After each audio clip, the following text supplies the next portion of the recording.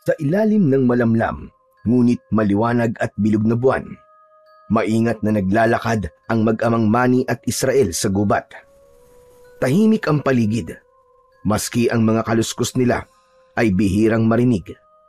Ang ama ay may hawak na isang lumang latigo. Ang hawakan nito ay gawa sa pulidong kahoy ng kamagong at ang dulo ay may nakabalot na pilak. Ito'y isang sagradong armas na ayon sa kanya ay pamana pa ng kanyang mga ninuno na nagpasalin-salin sa bawat henerasyon ng kanilang pamilya. Sa kanyang tabi, bitbit naman ng kanyang 10 taong gulang na anak na lalaki ang isang panak na may pakong tanso sa magkabila ang dulo. Isa ring espesyal na sandata na ang mga palaso ay inilubog sa banal na langis, asin at dinasalan ng orasyon. Ang ama ay hindi lang basta nangangaso ng mga hayop. Ang kanilang tunay na pakay ay ang manghuli ng mabangis at mapanganib na mga aswang. Sa tuwing kabilugan ng buwan, sinasadya nilang magpunta sa gubat. Ito ang oras kung kailan nagiging aktibo at malakas ang mga nilalang ng dilim. Ayon sa matatanda, ang liwanag ng buwan ay nagbibigay lakas sa mga nilalang at pinipili nilang lumabas para makahanap ng pagkain. Kaya naman, ito ang pinipiling araw ng mag-ama para lumaban. Sapagkat para sa kanila, ang pakikitigma ay hindi dapat laging madali. Mas gusto nilang dalawa ang isang makatarungan at may saysay na laban. Lumaki si Israel na sanay sa ganitong buhay. Maliit pa lang siya, nakikita niya na kung paanong pinoprotektahan ng kanyang ama ang kanilang baryo sa mga nilalang na kumikitil ng buhay. Hindi lahat ay naniniwala sa kanila. Para sa iba, kathang isip lang ang mga halimaw. Pero para sa mag-ama, ito ay katotohanan na kanilang hinaharap sa tuwing sumasapit ang bilog na buwan. Anak, magdahan-dahan ka ng hakbang. May nararamdaman ako sa paligid natin. Tumango si Israel. Nagkatinginan ang dalawa nang sa bandang unahan nila ay nakarinig sila ng ingay na parang may ngumangasab. Bigla silang napahinto. Hinto! Sandali lang. Sigurado ko na hindi tayo mabubokya ngayong gabi, anak. Oo nga po, Tay. Tara na, tignan po natin. Dahan-dahan silang lumapit. Hinawi ang mga matataas na damo at sa isang hakbang pa ay tumambad sa kanila ang isang baboy ramo. Mas malaki ito kaysa sa karaniwan at maitim na maitim ang balat.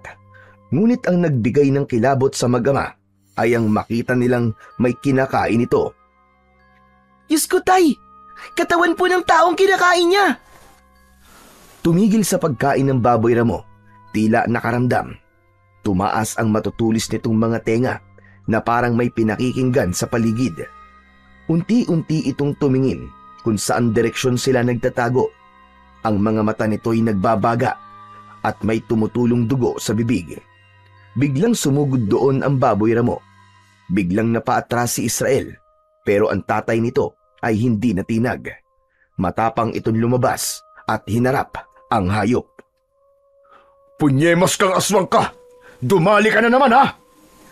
Tay, mag-iingat ka! Mabangis ang aswang, ngunit bago pa ito makalapit, naging maagap ang matanda. Agad niyang iwinasiwas sa hangin ang kanyang hawak na latigo. Isang malakas na tunog ang umalingaw-ngaw sa katahimikan ng gubat. Biglang napahinto ang halimaw. Umungol ito na tila nasaktan kahit hindi naman ito tinamaan sa katawan. Mas lalo itong naging mabangis nang makabawi. Galit na galit itong muling sumugod. Ipinalo ulit ni Mang Manny ang latigo sa lupa. Umusok ang lupang tinamaan ng latigo. Ayan, Tay! Sige! Nasasaktan siya! Aswang ka! Akala mo makakaligtas ka? Sige, Tay! Bigyan mo ng leksyon yan! Oo, anak. Magbabayad kang aswang ka! Muli niyang ipinalo ang latigo sa lupa. Mas malakas. Tumilapo ng aswang at sa pagkakataong yun, ang balat niya sa likod ay biglang nagliyab at nalapnos. Nagpagulong-gulong ito sa lupa at sadyang pinatay ang apoy na unti-unti siyang nilalamon. Nang mamatay ang apoy ay pinilit nitong tumayo at tangkang tatakas. Tay! Tay! Umaatras yung aswang! Mukhang tatakas pa yata! Ako na pong bahala sa kanya! Lumapit si Israel at agad na iniumang ang pana at pinakawalan ng palaso. Tumama ito sa may bandang tagiliran ng halimaw, pero parang hindi man lang ito nasaktan. Lalo lang itong nagalit at tumakbo papunta sa kanya. Anak! Dumapa ka! Agad na dumapa ang bata. Saktong iwinasiwas ang latigo sa ibabaw niya at tumama sa aswang. Isang malakas na sigaw ng matinding sakit ang kumawala dito. Hindi na ito makagalaw. Kitang-kita ni Israel na may gumagapang na maliwanag na likido sa katawan ng aswang. At habang kumakalat ito, unti-unti itong nanghina, nangisay hanggang sa mawalan na ng buhay. Unti-unti na rin itong kinain ng apoy. Ayos! Ang galing mo talaga, Tay! Sana maging kagaya niyo rin ako paglaki ko. Tahimik na ngumiti ang lalaki habang pinagmamasdan ang nasusunog na bangkay ng aswang. Ang liwanag naman na mula sa apoy ang nagbigay liwanag para makita ang muka ng aswang. Darating ang araw, anak. Basta palagi ka lang makikinig sa akin. Tay, salamat po ah. Tinuruan niyo po ako kung paano maging matapang. At tinuruan niyo po ako kung paano lumaban. Paglaki ko, talaga magiging tulad ko rin kayo. Walang inuurungan. Palaging nakahandang ipagtanggol ang iba. Hindi mo naman kailangan lumaki, anak, para magawa yon. Kaya mo na, anak. Naniniwala ako sa'yo. Konting practice na lang sa paggamit mo ng pana. At saka nga pala, itong latigo. Malapit ko nang ipamana to sa'yo. Maaari mo na itong gamitin sa pagpuksa sa mga aswang. Po, ibibigay niyo na po sa akin ang makapangyarihang latigo na yan? Bakit, Tay? Magre-retiro ka na po ba? Retiro? Hindi, anak. Pero syempre naisip ko lang na dapat ay maihanda na kita na maaga para kung sakali mang hindi ko na magampanan ng tungkulin ko, panatag na ako may papalit sa akin. Eh bakit naman po? Hindi niyo na po magagampanan. Ang lakas-lakas niyo pa naman po ah. Saka hindi naman po kayo mawawala, di ba? Siguro may balak lang po kayong puntahan, no? Wala naman. Pero alam mo kasi, anak, hindi sa lahat ng oras kasama mo ko. Dapat talaga na masanay na kita para kahit dumating na ang araw na wala na ako sa tabi mo, alam mo pa rin kung paano mo ipagtatanggol ang sarili mo. Ang kuya mo at ang buong baryo laban sa panganib na dala ng mga aswang. Kayang-kaya ko na po sila, Tay. Huwag po kayong mag-alala. Alam kong kaya mo, anak. Kaso, yung mga nakalaban natin, mga pangkaraniwang aswang lang sila. May mas nakahihigit sa kanila na ibang uri ng mga aswang. At yun ang dapat mong paghandaan. Talaga po? Meron pa pong mas makapangyarihan pang aswang? Oo naman. Teka. Tignan na nga muna natin tong kawawang bangkay kung sino siya. Lumapit ang mag-ama sa dugo ang bangkay na kanina lamang ay nilalapa ng aswang. Nang makalapit sila, agad itong nakilala ni Mang Manny. Teka, kung di ako nagkakamali, si Hilario to. Ano po? Si Mang Hilario? Yung mga ngahoy po? Hala, bakit? Malamang ay inabot na naman to ng gabi sa pangunguha ng kahoy dito sa gubat. Ilang beses ko na kasi siyang pinagsabihan na wag na magpapagabi dito lalo na kapag bilog ang buwan. Pero yan, matigas ang ulo nilapa tuloy ng aswang. Sayang, kung medyo napaaga lang po sana tayo ng dating dito, Tay. Baka naligtas po natin siya. Kawawa naman si Mang Hilario. Huwag ka nang malungkot, anak. Hindi natin mababantayan ang lahat. Ang kaya lang natin, magbawas ng mga nilalang na masama. Dahil ang bawat mapapatay nating mga aswang, maraming buhay ang maaari nating mailigtas. Sa sinabing yon ng kanyang ama, mas lalo nang naunawaan ng bata ang kahulugan ng ginagawa nila. Hindi lang yun basta pakikipaglaban, kundi tungkol din sa pagliligtas at pagprotekta sa kanilang mga kababaryo. Matapos ang ilang sandali, nagpahinga ang mag-ama sa ilalim ng matandang puno ng balete. Hiningal si Mang Manny. Hawak pa rin ang latigo sa kanyang isang kamay. Anak, punasan mo nga ng pawis si tatay. Opo, sige po. Agad na lumapit si Israel. Inilabas niya ang kanyang maliit na panyo at pinunasan ang noo at leeg ng kanyang ama. Napansin niya ang bahagyang panginginig ng balikat nito. Tay, ayos lang po ba kayo? Gusto niyo po ba ng tubig? Ayos lang ako, anak. Medyo napagod lang ako kanina. Napagod? Bakit naman po kayo mapapagod? Hindi naman po kayo dating ganyan Mas mabangis pa nga po yung nakakalaban natin noong mga nakaraang araw Pero parang baliwala lang po sa inyo yung pagod. Pero bakit ngayon? Parang... Ganito talaga, anak. May mga pagkakataong humihina rin ang espiritual na lakas ng isang antingero. Kung minsan pa nga, sa tuwing ginagamit ang mutya, nakakakuha ito ng enerhiya mula sa tao. Kaya yan, mabilis ako napagod. Pero di ba tay, sanay na po kayo sa pakikipaglaban? Bakit ka naman po manghihina? Oo, anak. Sanay nga ako sa pakikipaglaban. Pero hindi ibig sabihin nun, hindi na ako mapapagod. Basta anak, mauunawaan mo din kung bakit ako ganito. Mahirap po sigurong ipaliwanag, no? Tay, pwede niyo po ba akong kwentuhan tungkol po sa hawak niyo pong latigo? Ito ba latigo ng ahas? Opo, tay. Bilib na bilib po talaga ako sa latigo niyo, tay. Napakalakas niya pong sandata. Mantakin niyo po, kahit hindi pa tumatama, nasasaktan na po agad yung kalaban yung aswang. Yung iba pa nga po, makita pa lang po yung latigo niyo, abay nagkakandara pa na para makatakas. Malakas talagang sandata to, anak. Pinanday at pinatibay ng panahon. Galing pa to sa mga ninuno natin. Ito ang pinakamatandang pamana ng ating angkan. Gawa ito sa balat ng isang kobra. Ang sabi pa nga, alaga raw yun ang unang nagmamay-ari ng latigo. Nang mamatay ang ahas, ayaw niyang tuluyang mawala ito sa kanya. Kaya ang ginawa niya, ibinigay niya ang patay na ahas sa pinakamagaling na tagapanday ng sandata nung panahong yon. Hindi ko alam ang eksaktong paraan ng pagkakagawa. Pero tignan mo naman, ang galing, di ba? Kaya nga po siguro pinatuyo po yan sa araw. O kaya pinakuluan sa kung anong mahiwagang sangkap.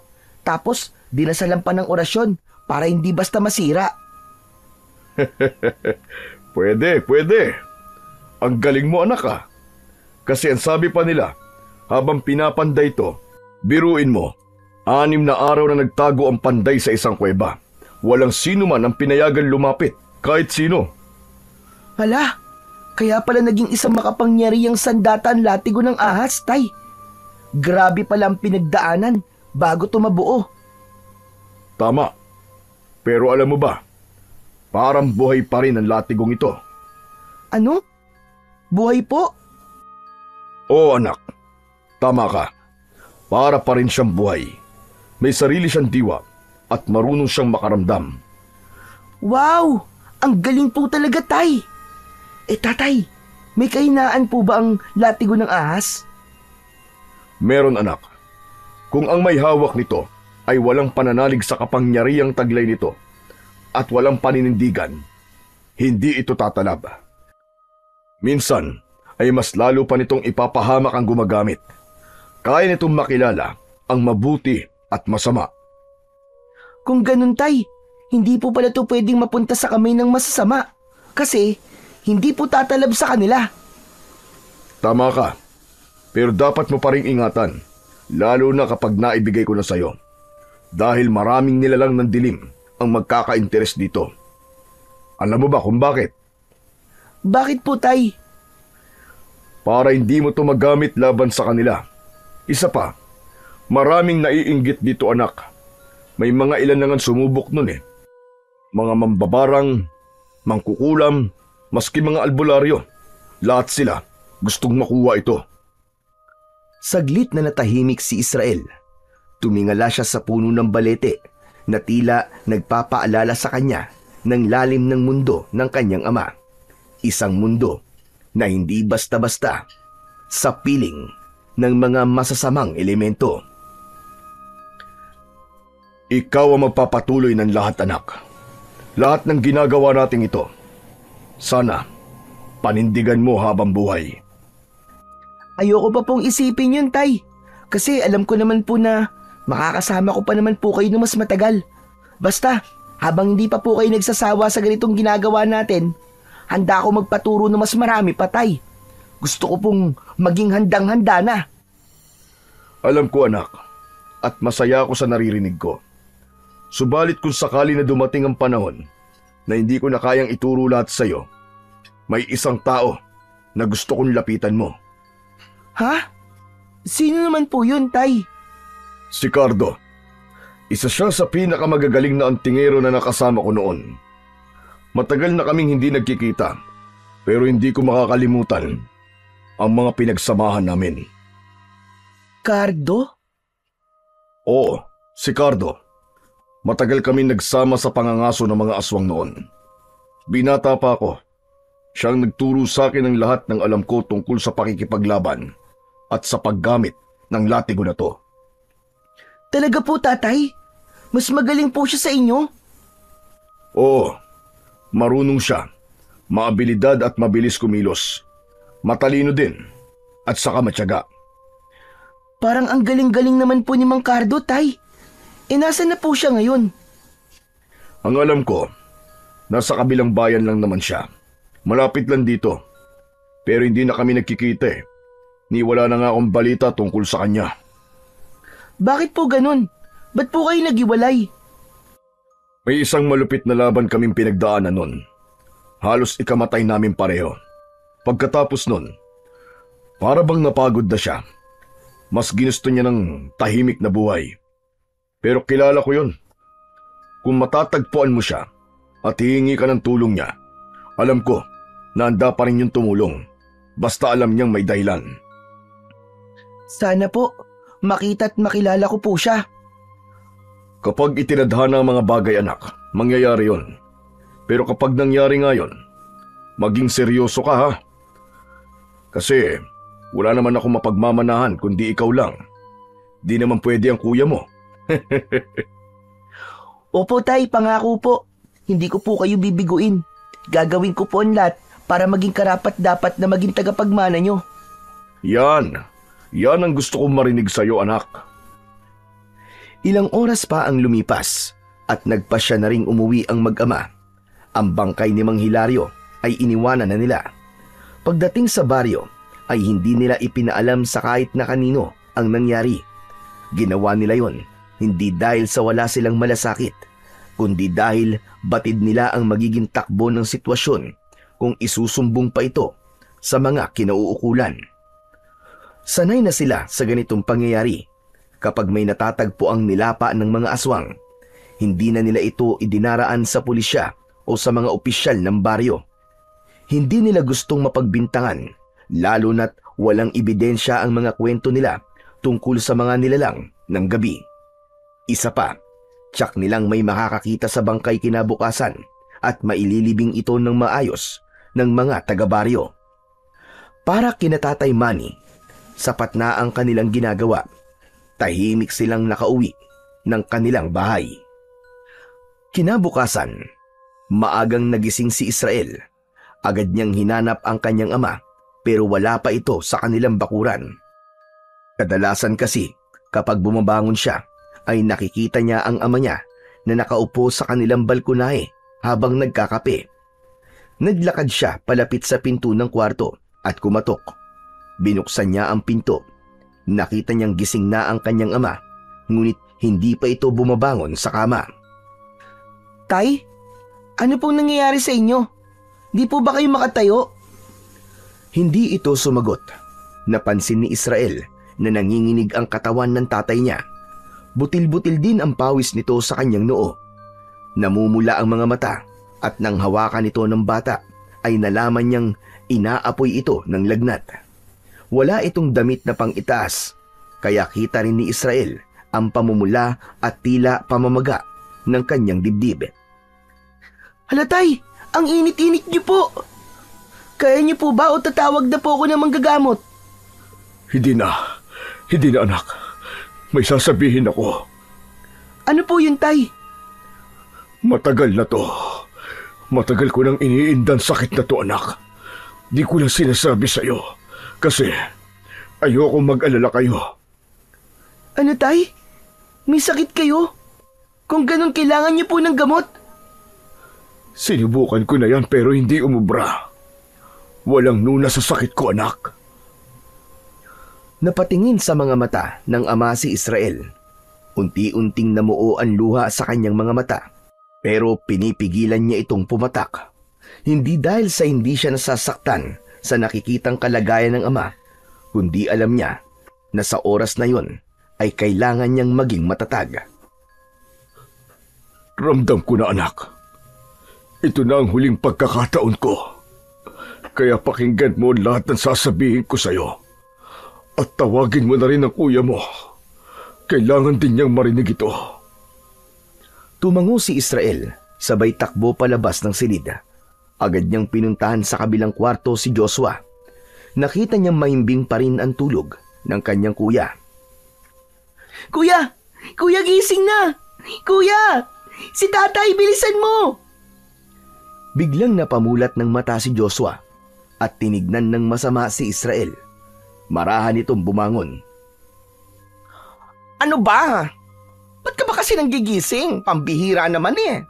Naputoy-tuloy yung panaginip ko. Sayang ang ganda-ganda pa naman. Hindi ko tuloy nakita yung mukha ng Prince Charming ko, no? Po, pero pinapatawag ka kasi ni tatay eh. Kailangan daw niyo tayo makausap. Ano na naman ba yon? Diyos ko naman. Kuya, mukhang mamamatay na siya eh. Ano? Ano ba yung sinasabi mo, Israel? Ano nangyari kay tatay? Basta sumama ka na, bilisan mo. Mabilis na tinakbo ni Joshua ang kabilang kwarto at umupo sa tabi ng kanyang ama. Di na ito nakapagbihis ng damit.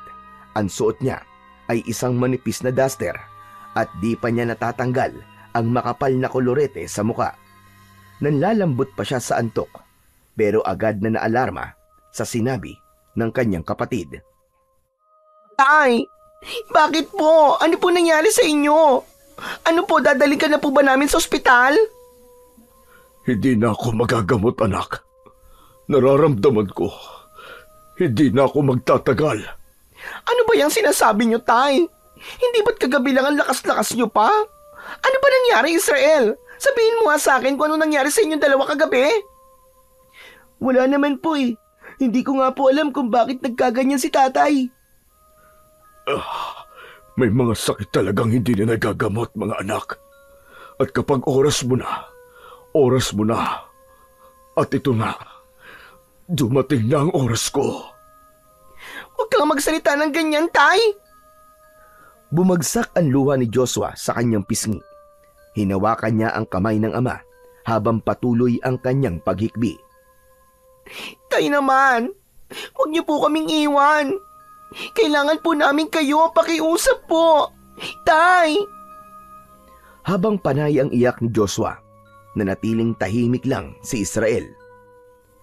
Joshua, anak, ikaw ang mas nakatatanda. Ibibiling ko sa iyo ang kapatid mo. Huwag mo siyang pababayaan at huwag mong hahayaan na magkahiwalay kayo.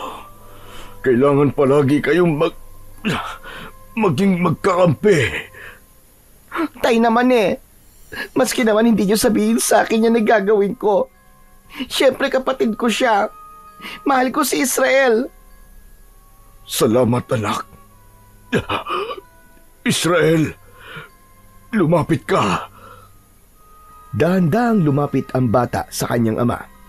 Agad na iniutos nito kay Israel na kunin ang maliit nitong baul.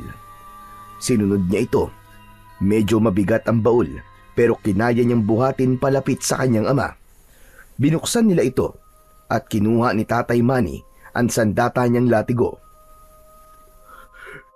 Sa iyo ko na pinagkakatiwala ang latigo, Israel, at ang lahat ng aking mutya at anting-anting. Tay! Huwag kang mag-alangan, anak.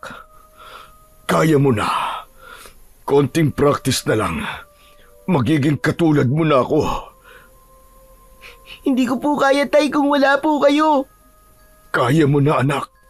Kaya mo.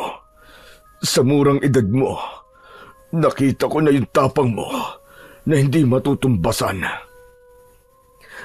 Mangako ka sa akin, anak. Huwag mong hahayaang masayang ang ipinaglalaban natin. Sige po. Pangako po. Hindi ko po kayo bibiguin. Salamat. Salamat, anak. Isang huling ngiti ang ibinigay ng ama sa kanyang dalawang anak. Unti-unti, pumikit ang kanyang mga mata habang nakahawak sa isang kamay ni Joshua. At ilang saglit pa, bumitaw na at lumaylay ang kanyang mga kamay. Huminto na rin ang kanyang paghinga. Hindi!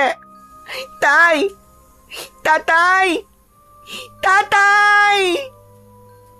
Malakas na palahaw ng iyak ang pinakawala ni Joshua. Masakit sa kanya na nawala ang ama nang wala man lang silang nagawa. Pero si Israel, nananatiling seryoso lang ang muka. Hindi nababasa ang kanyang emosyon habang palipat-lipat ang kanyang tingin sa dalawa. Israel, wala na si tatay. Diyos ko, tayo na lang. Wala na ang tatay natin. Muling kinuha ni Joshua ang kamay ng kanyang ama at lumuhod sa gilid nito. Tay, patawad po sa lahat ng naging kasalanan ko sa inyo. Hindi ko alam na ganito pala kalala ang pinagdaraanan nyo. Hindi natin kasalanan, kuya. Ganyan naman talaga si tatay eh. Mas pinili niyang tiisin ang sakit kaysa maging pabigat sa atin. Pero bakit naman ganito? Bakit biglaan? Hindi ko po alam eh. Pero kagabi napansin ko na po na parang may kakaiba sa kanya. Pinagpapawisan po siya tapos hinihingal. Ang sabi po niya eh, ayos lang po siya. Hindi ko naman din alam. Pero panay na po ang bili niya sa akin. Anong gagawin natin ngayon, Israel? Ililibing po natin siya ng maayos sa sementeryo. Paano mo nagagawa yan? Ang alin po, kuya? Yang ganyan? Parang baliwala lang sa iyo ang pagkamatay ni tatay. Hindi ka man lang umiiyak. Hindi ka ba nalulungkot? Nalulungkot po. Pero wala naman na po akong magagawa, di ba? Hindi na nga siya gigising maski umiyak pa ako ng umiyak. Saka sabi niya po sa akin kagabi, kailangan ko daw po maging matatag. Para daw po maging kagaya ko siya. Kailangan kong maging matigas at huwag magpapatinag sa mga pagsubok. Ang dami niyang naituro sa'yo. Pero ako, ba't parang ngayon ko lang napansin na kinulang na pala kami sa oras? Wala man lang kami sapat na bonding. Hindi katulad mo, Israel. Palagi mo nakakasama si tatay. Magkaibang magkaiba ang naging ugnayan ni na Israel at Joshua kay Tatay Manny. Si Israel ang palaging kasama nito saan man magpunta. Mas malapit sila sa isa't isa. Para silang magkaibigang sundalo sa gitna ng digmaan. Parehas sila ng hilig, paniniwala at kakayahan. Ibinuhos ni Mang Manny ang lahat ng kaalaman at pananampalataya niya sa bunsong anak. Tila ba nakatakda na talaga si Israel na siyang magiging tagapagmana niya. Ngunit si Joshua naman, iba ang naging papel sa kanilang tahanan. Masayahing tao si Joshua. Mahilig siyang kumanta, maglinis ng bahay, magluto at iba pa. Mula nang mamatay ang kanilang ina, ay siya na ang tumayong ilaw ng kanilang tahanan. Siya ang nag-alaga kay Israel noong maliit pa ito. Siya ay isang bakla. Malambot ang kanyang kilos at parang babae kung manamit.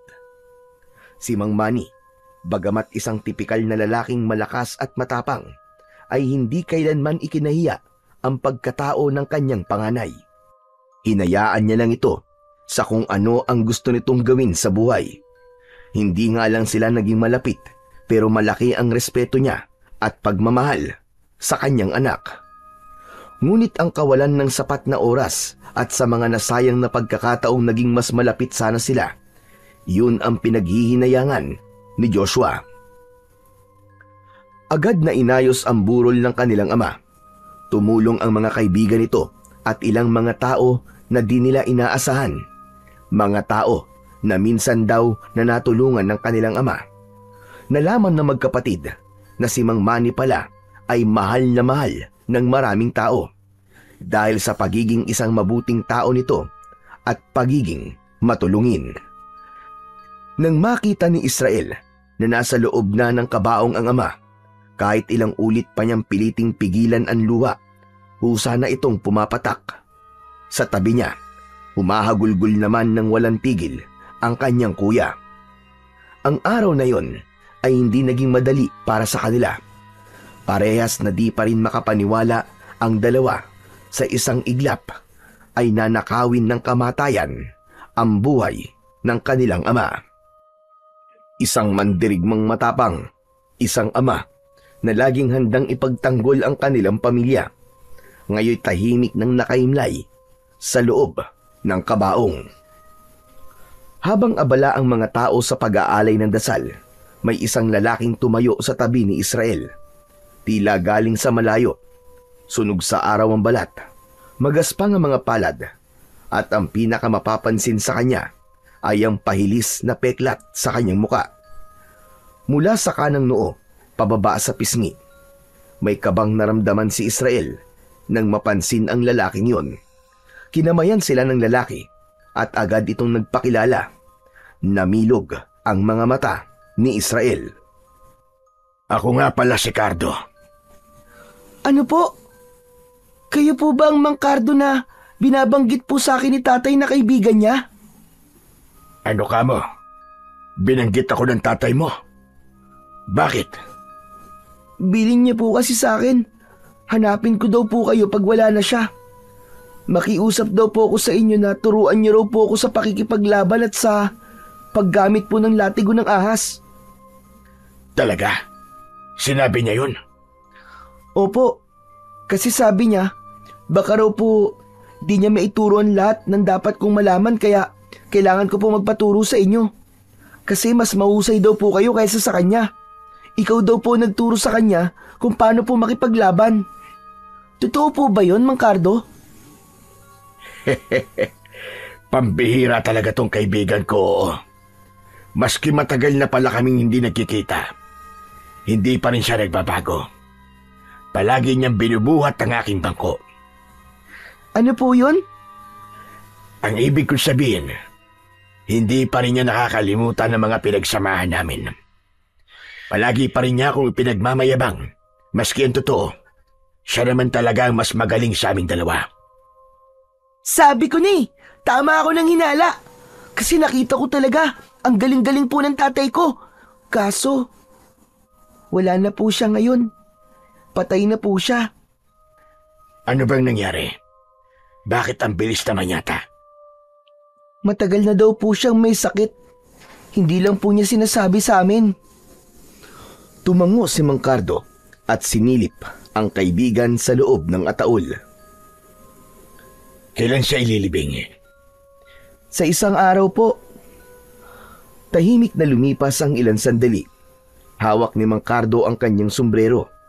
Mariing pinisil sa kanyang mga kamay habang tinititigan ang labi ng kanyang matalik na kaibigan.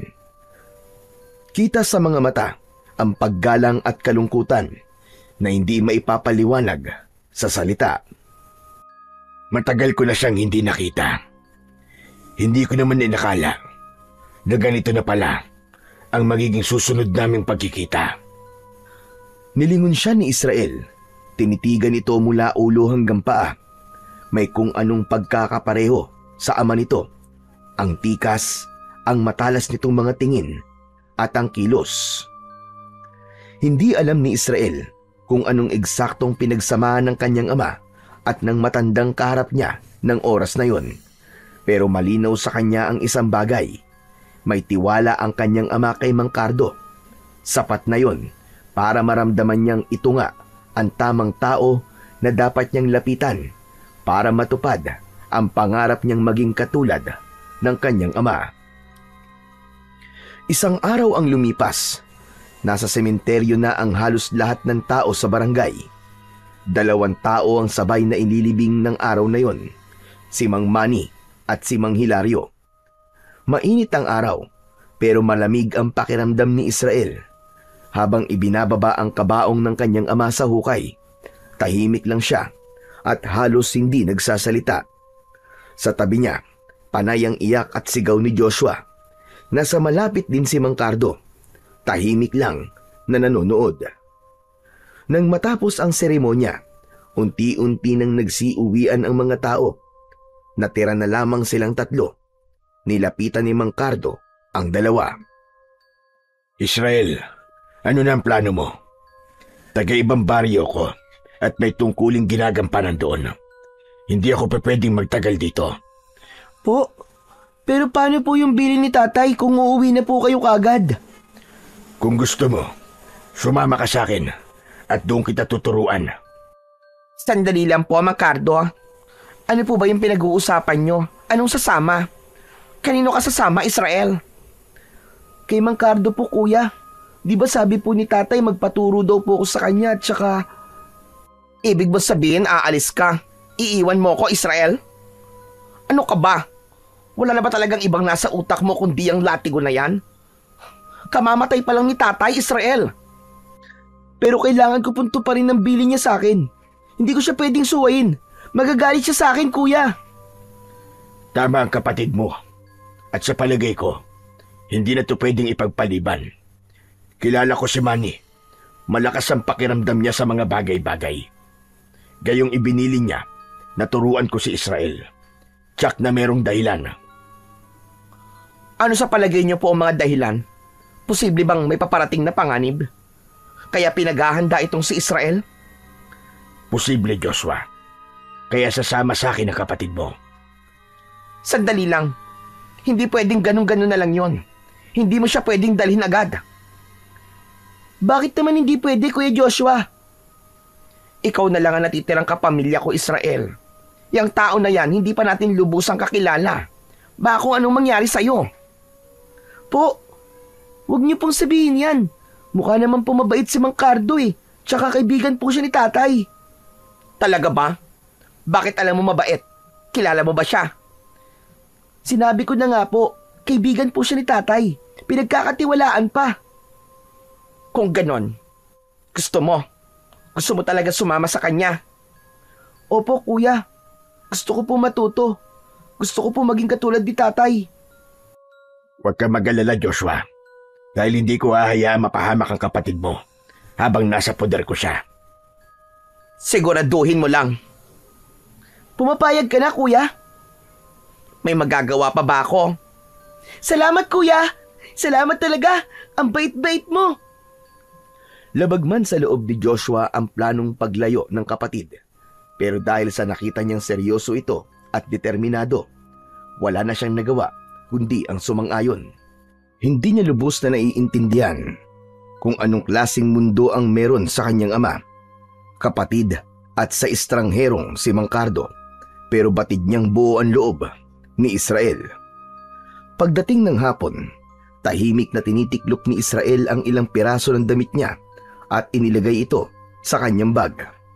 Wala siyang masyadong dadalhin dahil ayon kay Mang Cardo ay mabilis lang naman ang gagawin niyang pagtuturo. Makakauwi din siya kagad. Hinugot niya ang gamit niya sa pangangaso, pana at palaso, at akmang isasama sa inimpaking mga gamit. Hindi mo na yan kailangan. Po, hindi ko na to kailangan. Pero ito po ang sandata ko at saka... Ang kailangan mo lang ay ang latigo. Yun ang ipinamana sa iyo ng iyong ama. Hindi ba? Ang paggamit nun ang gusto niyang matutunan mo. Sige po. Muling itinago ng bata ang kanyang sandata at ipinagpatuloy ang pag-aayos ng kanyang mga gamit. Nang matapos ay nagpaalam na siya sa kanyang kuya Joshua. Matapos ang huling sulyap sa lumang bahay nila, binitbit ni Israel ang kanyang lumang bag at sinundan si Mang Cardo. Naglalakad na sila papalayo. Walang iyakan, walang dramang nangyari. Ngunit sa may pintuan, nanatiling nakatayo si Joshua. Nakatuon ang tingin niya sa papalayong kapatid. Hindi niya maipaliwanag ang lungkot na nararamdaman ng mga oras na yon. Para siyang naiwan sa isang eksenang wala siyang kontrol na hindi niya pwedeng baguhin. Tila naramdaman niyang para na siyang naging estatwang walang silbi. Sinubukan niyang intindihin ang nangyayari, pero ang kirot hindi nawawala. Nangungulila siya hindi lang sa amang nawala, kundi maging sa kapatid na piniling lumayo. Natatakot siya na baka hindi na niya muli pang makita ang kanyang kapatid. Takot din siyang baka bigla itong magbago, makalimot o tuluyan na siyang iwanang mag-isa. Dahil alam niya na hindi siya bahagi ng mundong papasukin ni Israel. Nang wala na sa paningin niya ang kapatid, tumalikod siya at dahan-dahang pumasok sa bahay ng tahimik. Samantala, pagdating nila sa baryo kung saan nakatira si Mang Cardo, agad silang sinalubong ng mga tao. May halong tuwa at lungkot ang mukha ng mga ito nang makita ang lalaki. Ba, mabuti na lamang at dumating ka na, Mang Cardo. Bakit? May nangyari bang masama habang wala ko rito? Opo, marami pong nawala ng mga alagang hayop, mga kambing, aso, pati manok. Wala silang patawad. Ano ka mo? Abay 2 gabi lang ako nawala. Sumalakay na naman ng mga loko. Hindi na talaga nagtatanda ngayon. Ang kakapal ng muka. Kaya nga po Mang Cardo, tulungan niyo po kami. Sana po, mapuksa niyo na po mga hayop na aswang na yun. Pero wisyo po sila sa kabuhayan. Kawawa po mga tao. Biglang sumiryoso ang mukha ni Mang Cardo at si Israel. Tahimik lang habang nakikinig. Hindi siya makapaniwala na sa lugar na yon ay may hinaharap ding problema sa aswang. Sige, ako nang bahala. Umuwi na kayo at huwag nang lalabas kapag malalim ng gabi. Huwag niyo ding ipaalam kahit kanino ang pagdating ko. Ngayong gabi, tatapusin na namin ang kawalang yaan ng mga yon. Pagkasabi nun, ay umuwi na ang mga tao at nagsipasok na ng kanilang mga tahanan. Isinaradong mabuti ang mga pinto at bintana. Nakita ni Israel ang mga proteksyong nakalagay sa harap ng mga pinto, isang bungkus ng bawang at nakabaligtad na palaspas. Pumasok na sa loob ng bahay ang dalawa at doon sila nag-usap. Mang Cardo, problema yun din po pala ang aswang dito. Oo, Israel. Matagal na. Ganun din po sa amin Pero malaki po ang pagkakaiba. Mukhang ang mga tao po dito naniniwala po sa ginagawa nyo at sa mga aswang. Sa amin po kasi, konti lang po ang naniniwala. Ganun ba? Kung ganun, ay naging mahirap ang pagtupad nyo sa inyong mga tungkulin. Opo, tama po kayo, Mang Cardo.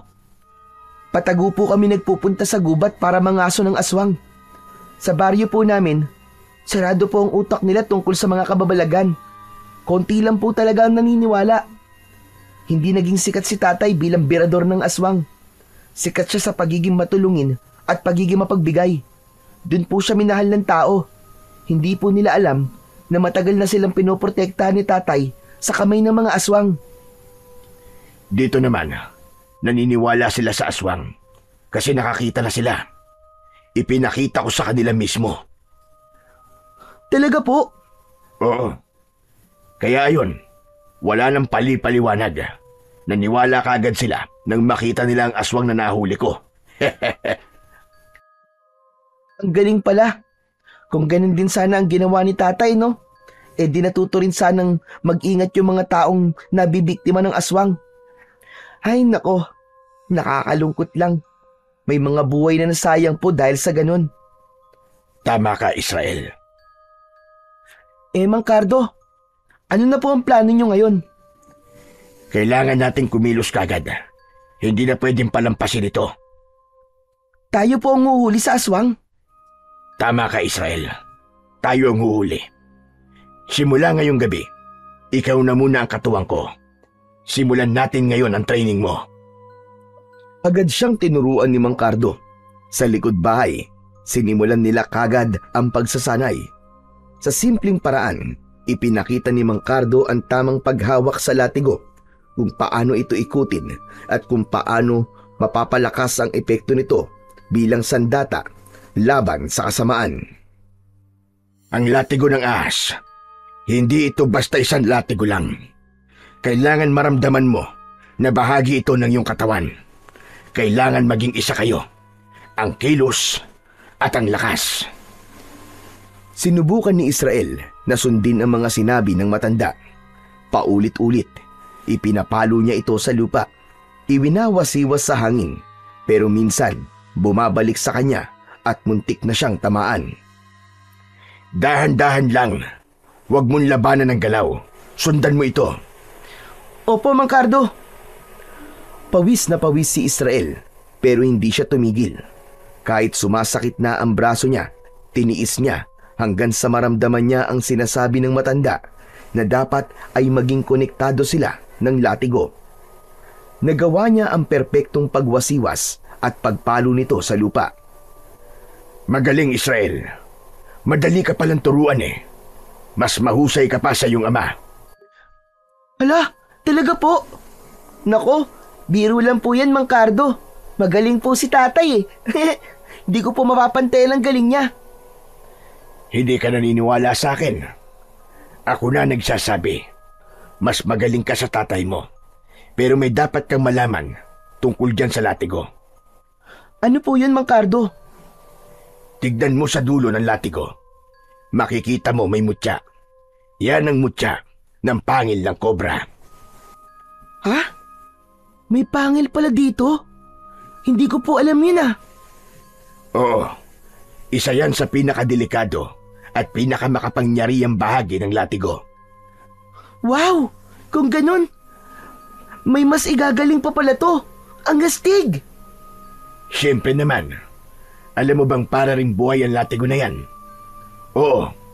Hindi na yan gumagalaw tulad ng buhay na ahas. Ngunit, ang kapangyarihan yan, buhay na buhay.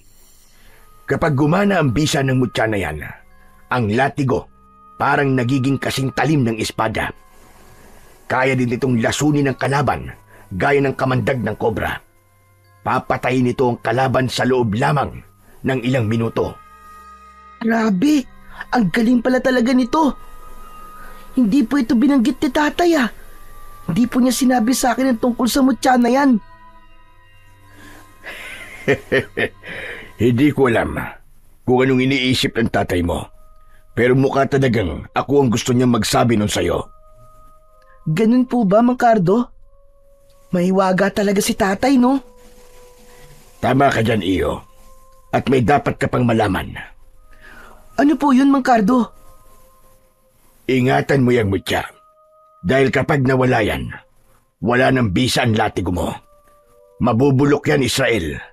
Parang patay na hayop na nilalangaw at unti-unting kinakain ng uod. Wala nang silbi. At kapag nangyari yun sa gitna ng laban, delikado ka. Hala, pero di ba, di naman to ganun kadaling matanggal? Oo naman, kasi nakakabit yan mismo sa katawan niya.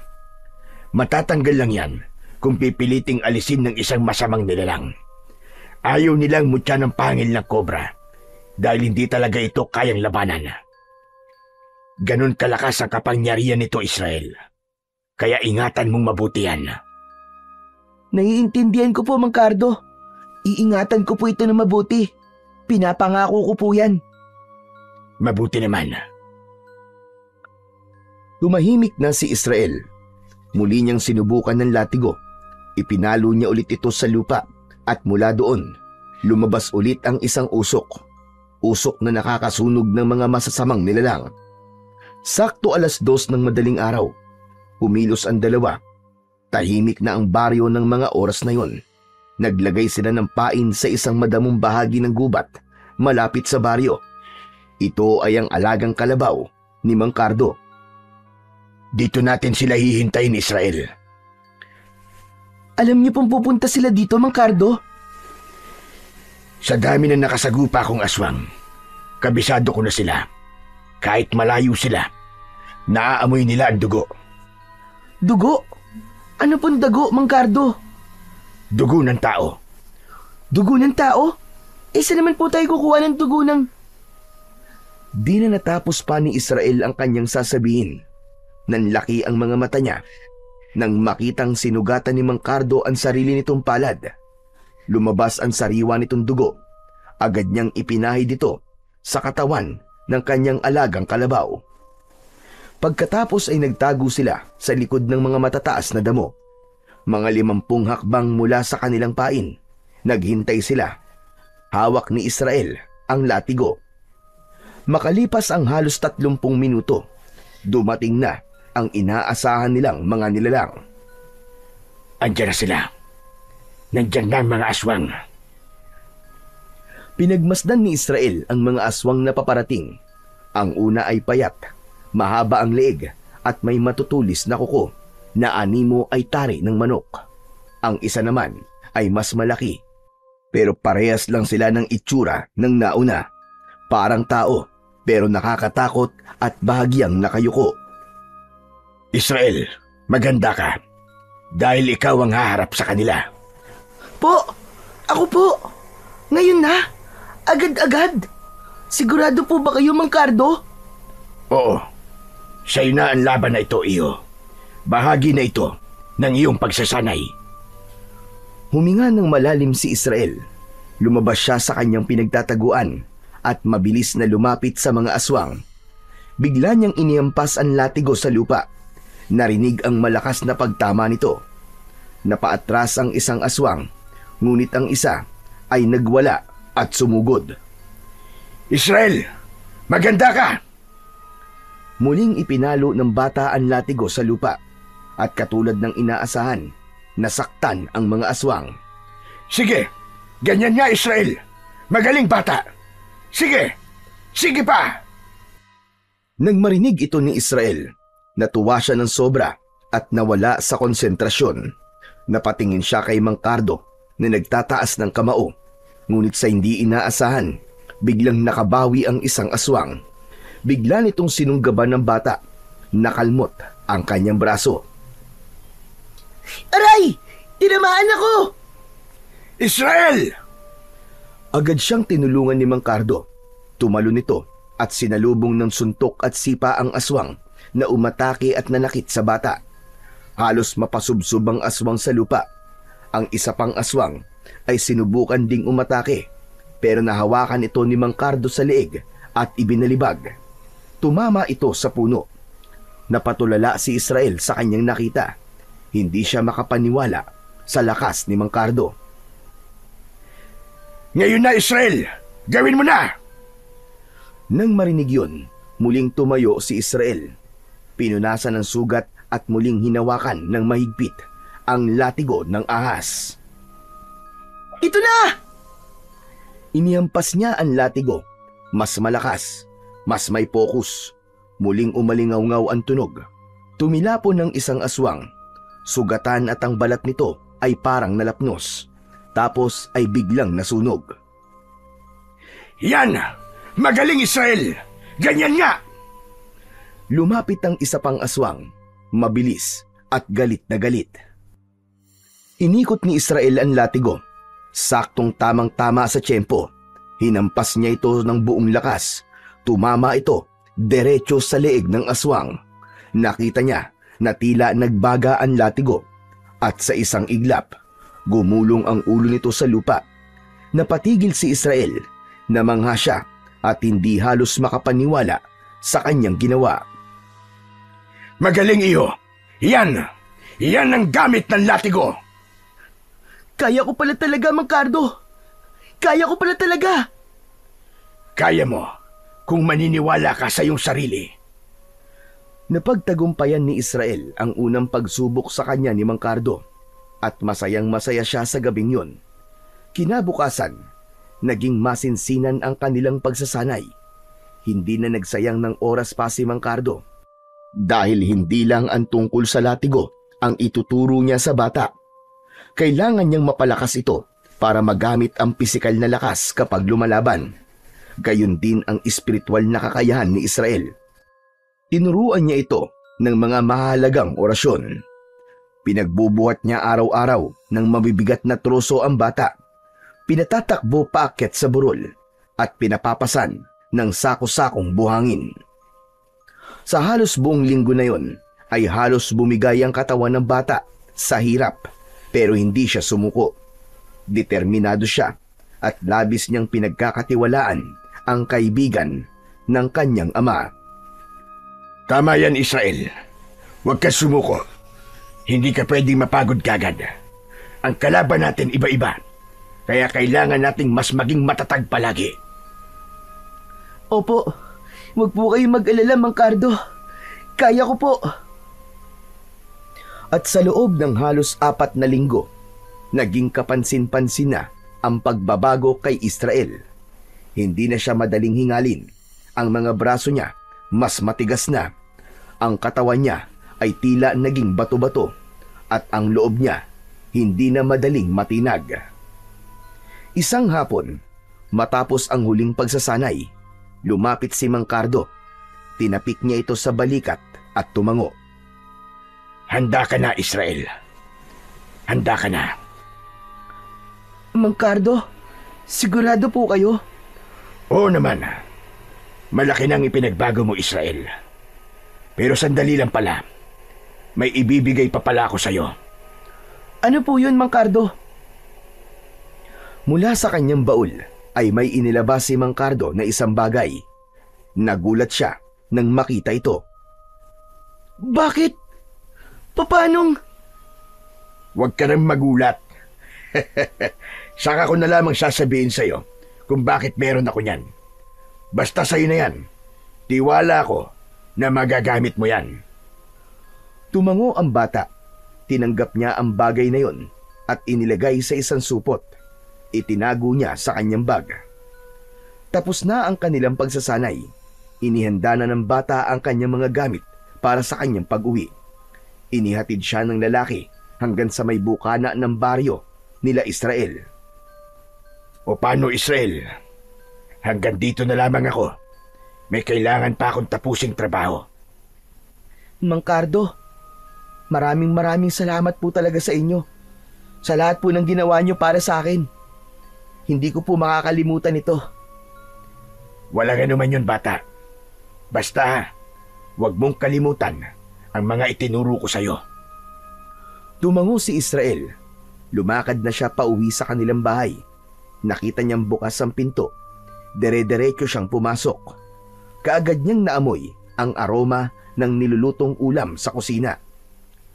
Ang bango! Parang tinulang manok yun ah! Nagulat si Joshua nang marinig ang boses ng kanyang kapatid. Agad siyang tumakbo papunta kay Israel at kaagad niyang niyakap ito ng mahigpit. Hindi niya napigilang umiyak habang pinipisil-pisil ang likuran ng kanyang kapatid. Ay! Diyos ko, Israel! Israel, nagbalik ka na! Kuya naman ni Aray! Masakit po yung kurot niyo, kuya! Aray ko! Grabe ka, ha? Wala ka man lang pasabi. Akala ko hindi ka na talaga babalik eh. O tama na po. Yung niluluto niyo po, baka masunog yun.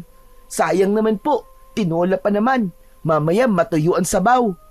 Ay nako no, pabayaan mo siya. Wala akong pakialam kahit matuyuan pa siya ng sabaw.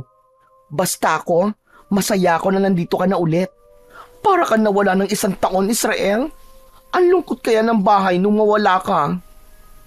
Ako rin naman, kuya. Miss na kita. At saka itong lugar na to, syempre.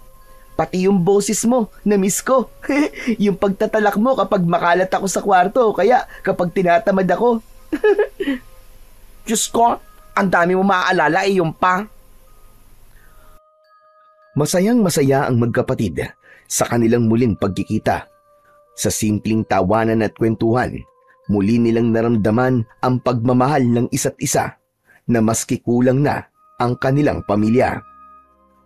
Habang ipinagpapatuloy ni Joshua ang kanyang pagluluto, sinimulan namang ikwento ni Israel ang ilan sa kanyang mga naging karanasan, ngunit may ilang bagay siyang hindi na muna binanggit. Sa gitna ng kwentuhan nilang magkapatid, biglang bumukas ang pinto ng dating kwarto ng kanilang ama. Lumabas mula doon ang isang lalaking hindi pamilyar kay Israel. Matangkad, moreno, at malaki ang pangangatawan. Kumunot ang noo ng bata at agad siyang tumayo. Sino ka? Ano ginagawa mo sa kwarto ng tatay ko? Ako si Malik. Dito ako. Dito ka ano? Ano? Magsalita ka! Tumayo agad si Joshua at humarang sa pagitan ng dalawa.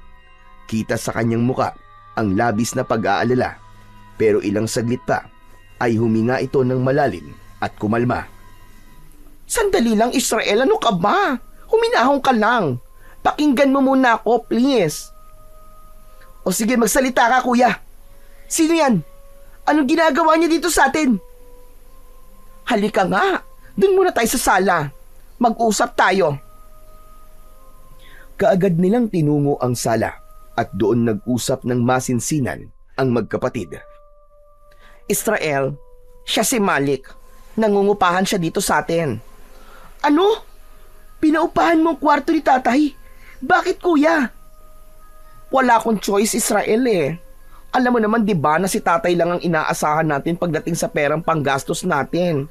Wala pa akong trabaho na hahanap eh. Kailangan nating kumain. Kailangan nating mabuhay. Kaya ayan, malaking tulong din yung pera na ibinabayad niya sa pag-upa. Pero hindi ko siya kilala, kuya. Delikado. Nung nagpapapasok ka ng isang estranghero dito sa bahay natin. Alam mo namang maraming mahalagang gamit si tatay dito eh. Nako, nagkakamali ka ha. Hindi magkaka-interest si Malik sa mga gamit ni tatay, no? Ano ka ba? Mayamang tao yan. Hindi yan magnanakaw. Mayaman po siya? Bakit nangungupahan po sa bahay natin?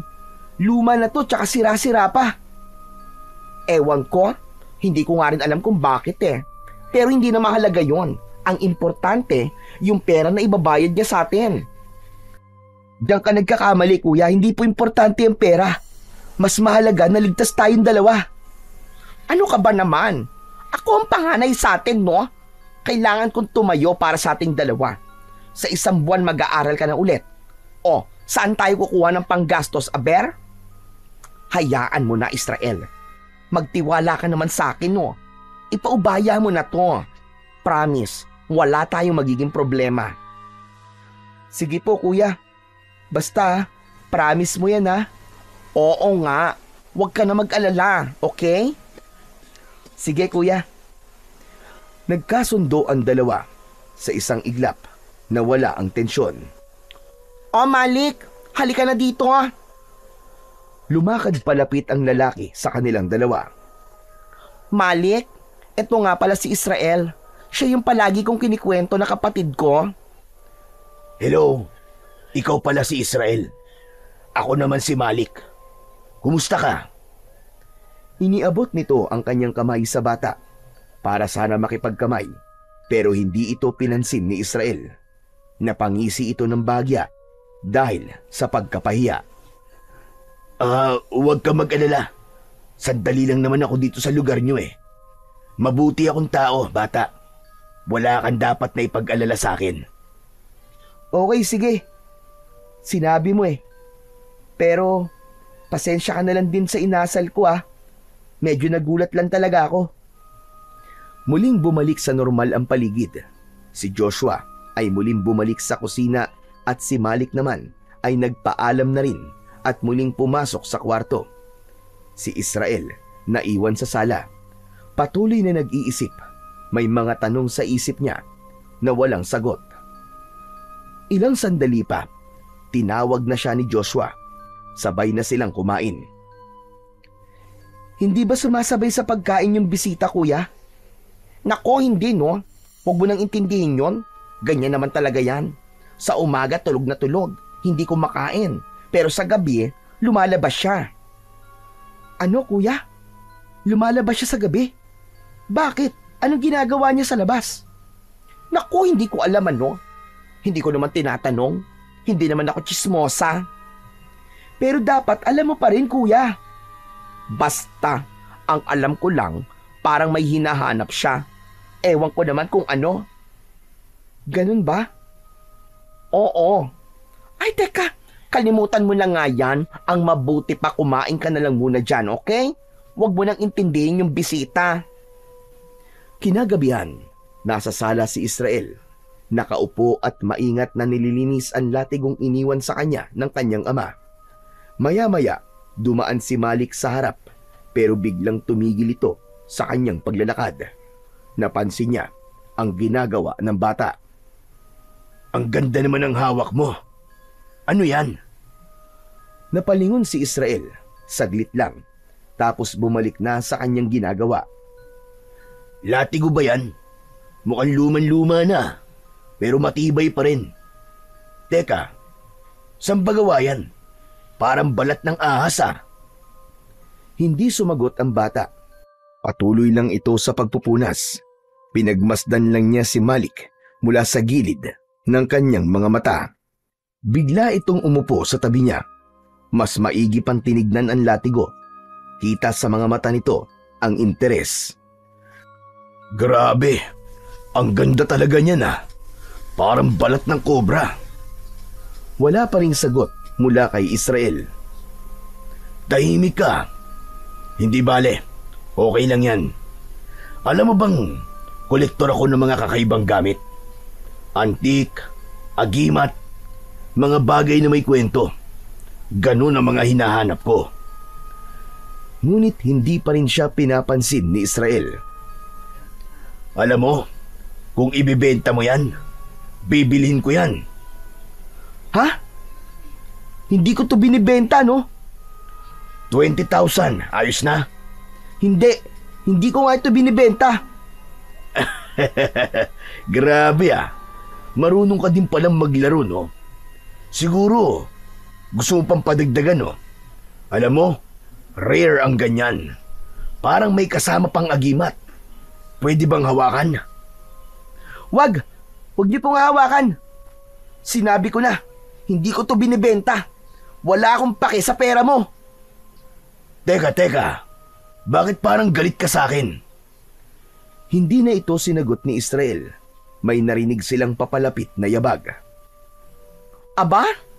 Mukhang masinsinan niyang pag-uusap niyo ah. Ano bang meron? Sinasabi ko lang sa kapatid mo na gusto kong bilhin yung latigo. 100,000 piso. Ano? 100,000 piso? Seryoso ka ba? Oo naman. Mukha ba ako nagbibiro? Nanlaki ang mga mata ni Joshua sa labis na pagkamangha. Napatingin ito kay Israel na halatang naiirita na. Oy Israel, narinig mo ba yon? Ano masasabi mo? Malaking halaga yon. Hindi ko naman alam na napakamahal pala ng latigo na yan. Muli, nanahimik si Israel. Umiling lang siya pagkatapos ay tumayo at naglakad palayo. Ngunit may binitiwang huling salita. Hindi ko ibibenta ang pamana sa akin ni tatay. Patuloy na naglakad ang bata. Binuksan niya ang pinto sa kanyang kwarto at pabagsak na isinara nito ang pintuan matapos siyang makapasok. Sa sala, naiwan sina Malik at Joshua. Napapakamot sa batok si Joshua. Malik, pagpasensyaan mo na ang kapatid ko ha? Okay lang. Hindi ba talaga nyo ibibenta sa akin yung latigo? Mukhang ayaw talaga niya eh. Kilala ko naman ang kapatid ko, no? Kapag ayaw niya talaga. Hindi mo siya maiimpluwensyahan. Pero susubukan ko pa rin kausapin. Sayang din naman kasi yung pera eh. Malaking halaga yon. Malaki ang maitutulong dun sa amin. Sa loob ng kwarto ng bata, nakaupo si Israel sa kanyang katre. Maigpit ang hawak niya sa latigo. Parang sinisiguradong hindi ito mapapakawalan. Ang latigo na lang ang natitirang koneksyon nila ng ama at kailangan niyang tuparin ang pangako niya dito bago pa ito mamatay. Iingatan niya ang latigo. Kinabukasan, hindi na nagpansinan pa ang magkapatid. Dahil doon ay lumabas ng bahay si Israel, nakipaglaro sa kanyang mga kaibigan. Ilang araw silang tahimik, ilang araw silang nanatiling ganun, kaya naman si Israel, para malibang ang sarili, nangangaso siya at minsan naman ay nagsasanay sa gubat. Dahil doon, hindi niya alam na nagsimula ng lasunin ni Malik ang isip ng kanyang kapatid. Hindi sa pamamagitan ng pagpipilit nito na mabili ang latigo, kundi nakipaglapit ito kay Joshua. Nung una, hindi ito ganong pinapansin ni Israel, pero habang tumatagal ay may nakita na siyang kakaiba na parang may mali na sa kilos ng dalawa. Minsan ay napapansin niya ang simpleng pitik sa braso at minsan naman ay yung mga akbayan na may kasamang harutan. Isang hapon, habang pauwi si Israel galing sa pagsasanay, ay nadatnan niya ang dalawa na nagbibiruan. Narinig niyang tawa ng tawa ang kanyang kuya. Hinampas ni Malik ang balikat ni Joshua ng tuwalya at pagkatapos nun ay mabilis itong niyakap mula sa likod. Napahinto si Israel. Anong ginagawa niyo? Biglang natahimik ang dalawa. Natigilan si Joshua, sabay iwas ng tingin. Wala. Nagbibiruan lang kami, Israel. Parang sobra naman na yata yung biruan niyo. Uy, ano ka ba? Chill ka lang. Wala namang masama eh. Bata ka pa para sa mga ganito. Opo, bata nga lang po ako. Pero hindi ako bulag. Pagkasabi nun, ay mabilis na naglakad paalis ulit ang bata at hindi na lumingon pa. Ramdam niyang may mali. Hindi niya maipaliwanag, pero mabigat ang pakiramdam niya.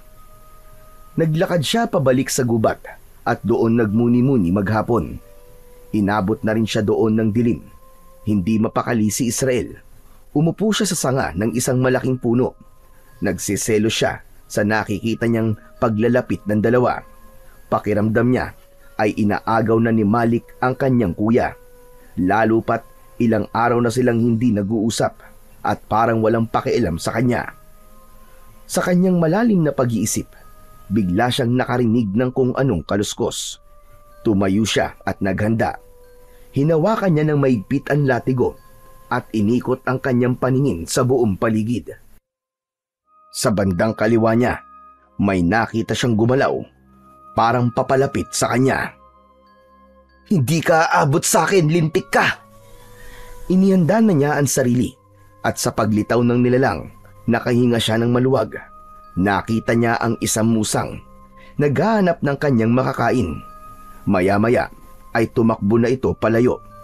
Napaupo ulit ang bata at napailing. Hay nako, akala ko naman kung ano na. Pero ayos na din yun. Wala akong ganang makipaglaban ngayon. Umalis na si Israel sa lugar na yon at mula doon ay naghanap siya ng maayos-ayos na mapipwestuhan. Nagdesisyon siyang doon na sa gubat magpalipas ng magdamag.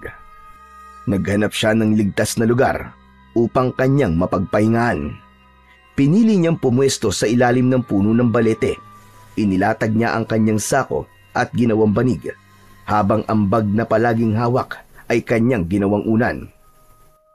Hay! Ang sarap naman dito. Presko ang hangin at tahimik.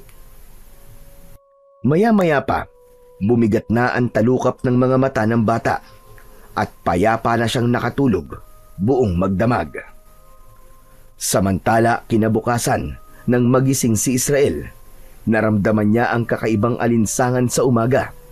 Tapos ay amoy malansa ang hangin, masangsang at parang nabubulok na karne. Napaangat ng ulo ang bata mula sa kanyang pagkakahiga. Doon niya malinaw na narinig ang ingay na nagmumula sa mga tao sa baryo. Bigla siyang napabalikwas. Pinakinggan niyang mabuti ang tunog. Nang makumpirmang galing nga sa baryo ang ingay, agad siyang tumakbo palabas ng gubat. Habang papalapit sa baryo, lalo niyang naririnig ang gulo, mga sigawan, iyakan at ang tunog ng maraming yabag ng paa na tila nag-uunahan sa pagtakbo. Kinabahan siya. Hindi ito karaniwang ingay ng mga nag-aaway o may sunog. Isa lang ang nasa isip niya, may trahedyang nangyari. At mas lalo pa siyang kinabahan nang makalabas na siya ng gubat ay napansin niyang papunta sa kanila ang daloy ng mga taong tumatakbo. Bigla siyang binundol ng kaba. Bigla niyang naalala ang kanyang kuya Joshua. Pagdating sa tapat ng kanilang bahay, nakita niya ang maraming tao na nagkukumpulan sa harapan. May mga umiiyak, may ilang nakatakip ang bibig dahil sa gulat. Dahan-dahan siyang lumapit at pinilit na sumiksik sa gitna ng mga tao. Doon niya nakita ang bangkay ng isang lalaking halos hindi na makilala. Wasak ang mukha nito at wakwak ang tiyan. Wala nang lamang loob. Diyos ko po! Sino yan? Mukhang dayo. Hindi ko rin siya kilala. Kuya! Agad niyang niyakap ang kuya niya nang makitang buhay ito. Inakala niya nung una na si Joshua na ang napahamak. Nakahinga siya ng maluwag. Maya-maya pa ay may narinig silang nagsalita at sinasabing aswang ang may gawa ng pagpatay. Sinang-ayunan ito ng iba pang matatanda na nakapaligid kay Israel. Napatango si Israel. Tama nga ang mga naririnig niya. Aswang ang may gawa nun. Isa sa mga nilalang na matagal na nilang sinusugpo ng kanyang ama. Nakaramdam ng konting saya si Israel nang sa wakas ay narinig na niyang may naniniwala na sa mga aswang. Ayos ka lang ba, Israel? Ayos lang po ako, kuya. Sigurado ka? Parang namumutla ka eh. Gusto mo ba? Tara na muna sa bahay. May tubig doon sa kapagkain. Dito na lang po muna ako. Gusto ko lang pong tignan. Umuwi na si Joshua. Samantalang si Israel ay lumapit sa isang lalaki na nakatingin pa rin sa bangkay. Kilala niyo po ba siya? Parang kilala ko siya iyo eh. Pero hindi lang ako sigurado ah. Ay, oo nga. Apo siya ni Mang Celso. Yung balikbayan. Naalala ko na. May balat yun sa baba eh. Diyan oh, sa ilalim. Nakita ko yan kahapon habang kumakain sa tindahan ni Junjun eh. Diyos ko. Siya nga, kawawa naman. Kaya nga po, kawawa talaga. Ang balita ko eh, matagal nang naninirahan yan sa abroad, tapos umuwi lang dito sa Pilipinas para magbakasyon. Nako, wala pa halos 24 oras, ginawa ng hapunan ng aswang. Nanatiling nakatayo si Israel sa tabi ng bangkay, habang unti-unting nagsisidatingan pa ang mga tao. Dumating na rin ang pamilya ni Mang Celso at kinilala ang bangkay ng biktima. Hindi sila makapaniwala sa sinapit ng binata. Habang pinagmamasdan ni Israel ang dugo ang katawan, ay muling nanumbalik sa isipan ng bata ang mga gabing nangaso sila ng kanyang ama. Naalala din niya ang lahat ng mga sinasabi at bilin nito sa kanya.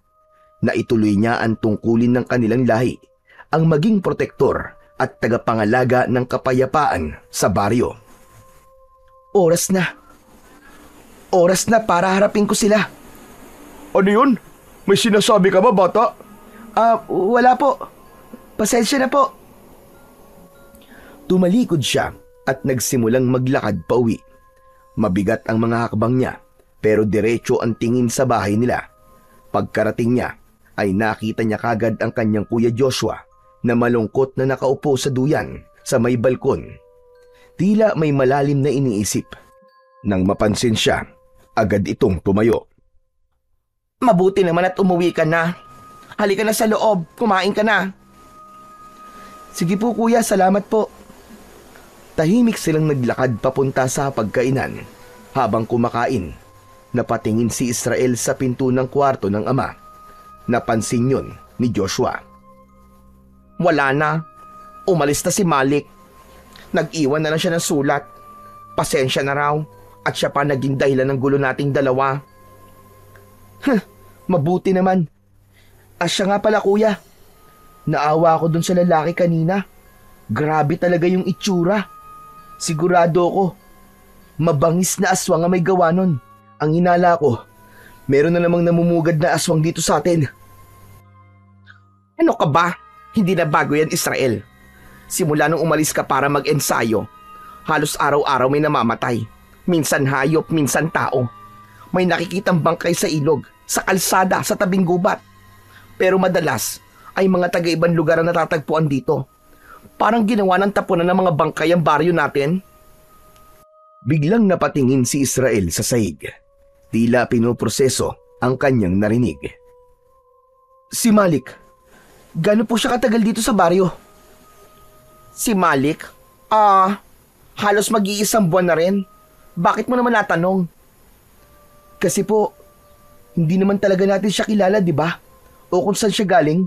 Iniisip ko kasi na baka siya yung... Hoy, ano ka? Huwag kang ganyan ha.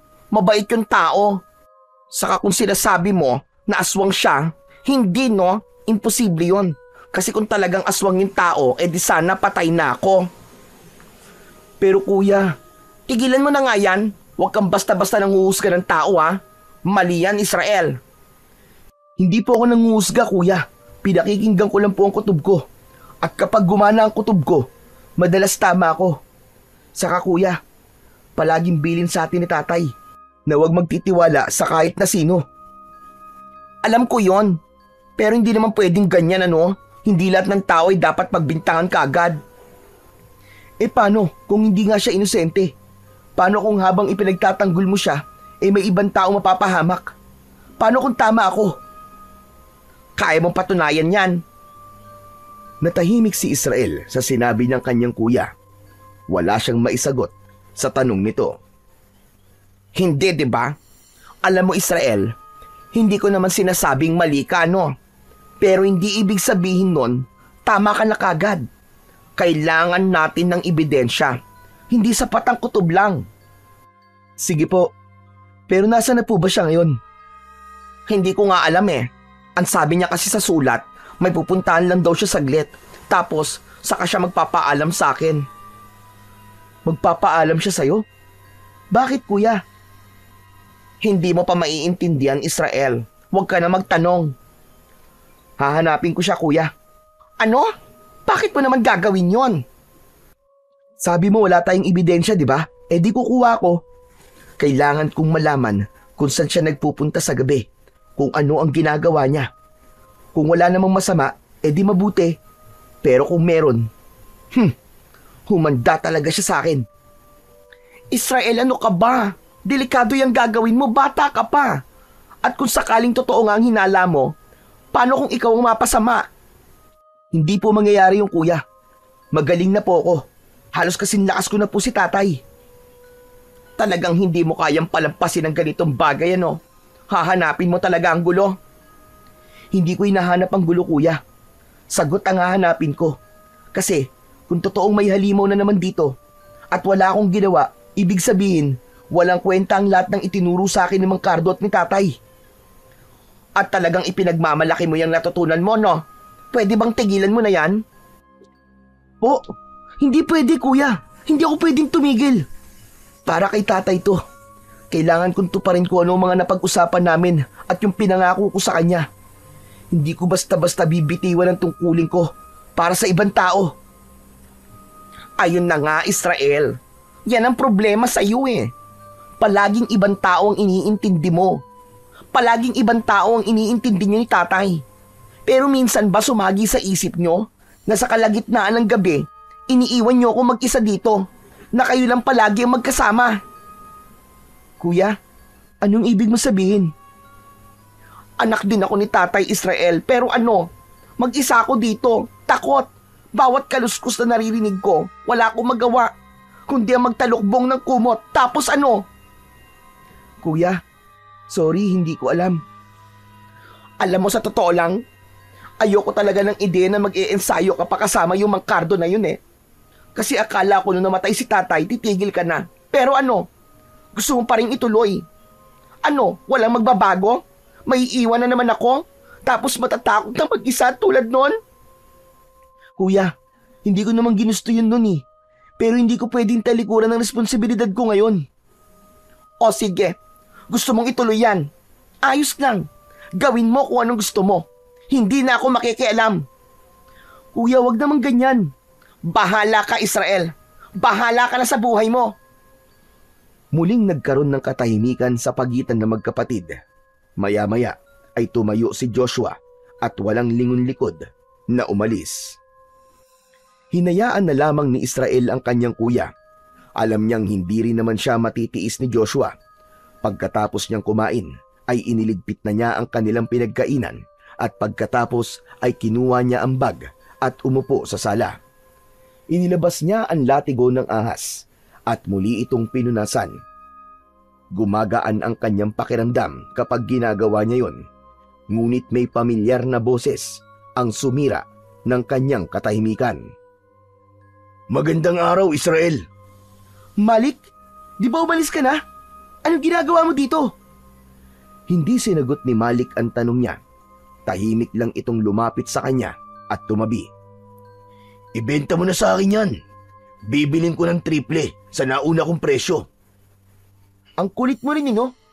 Hindi ko talaga ipagbibili sa ito, kaya tumigil ka na. Sige na, sayang yung pera oh. Malaking tulong yun sa inyo. Yung latigo na yan, gusto ko talaga yan maipasama sa mga koleksyon ko eh. Ba't ba ang kulit mo? Hindi nga sabi. Saka hindi ako naniniwala na para lang to sa mga koleksyon mo. Dahil kung ordinaryong tao ka lang, dapat tumigil ka na nung una pa lang na tumanggi ako. Alam mo ba kung sino lang ang pwede magka-interes ng ganito sa latigo? Mga nilalang ng dilim.